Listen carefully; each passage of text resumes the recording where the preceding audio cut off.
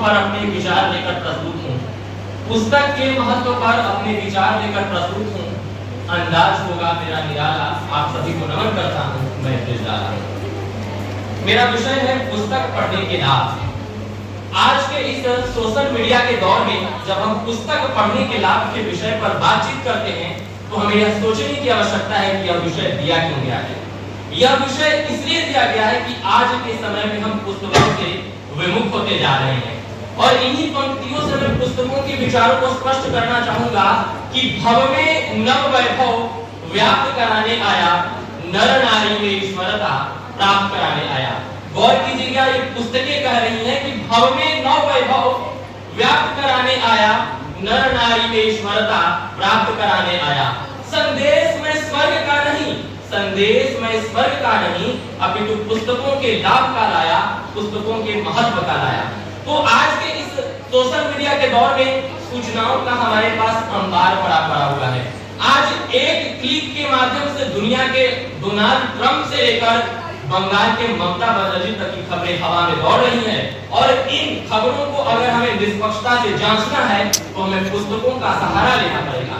आज इतिहास की व्याख्या जिस तरीके से फेसबुक एवं व्हाट्सएप के ग्रुप में हो रहा है, ऐसे में हमें यह आवश्यकता है कि हम पुस्तकों के शरण में जाएं और पढ़ें। पुस्तकें कहती हैं कि आइए हमारे पास पढ़िए और उस ज्ञान के अंबार को आत्मसात कीजिए। मैं रथ का टूटा हुआ पहिया हूँ, पुस्तकें कह रही है कि मैं रथ का टूटा हुआ पहिया हूँ, लेकिन मुझे फेंक मत। सहसा इतिहासों की गति, सहसा इतिहासों की गति अवरुद्ध हो जाने पर इतिहास हमारे शरण का सहारा ले।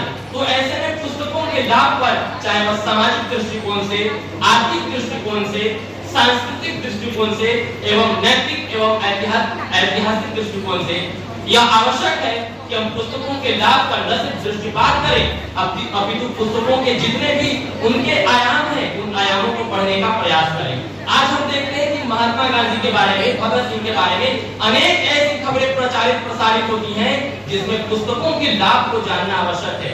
क्योंकि पुस्तकें, एक पुस्तक जो होता है किसी व्यक्ति के 30-40 वर्ष के जीवन का एक निचोड़ होता है और उन पुस्तकों में न सिर्फ शब्दों से अर्थ निकालते हैं, अपितु शब्दों के बीच में जो रिक्त स्थान होता है, उन रिक्त स्थानों में भी अर्थ की सारगर्भिता होती है और उन सारगर्भिता में ही हम अर्थ को नए तरीके से आत्मसात करते हैं। हमारे पास तर्क हैं, आज अनेक मुद्दों के पास, आपके पास चाहे वो नकारात्मक हो या सकारात्मक हो, गूगल के पास, चैट जीपीटी के पास, आईटी इंडस्ट्री के पास तर्क हैं।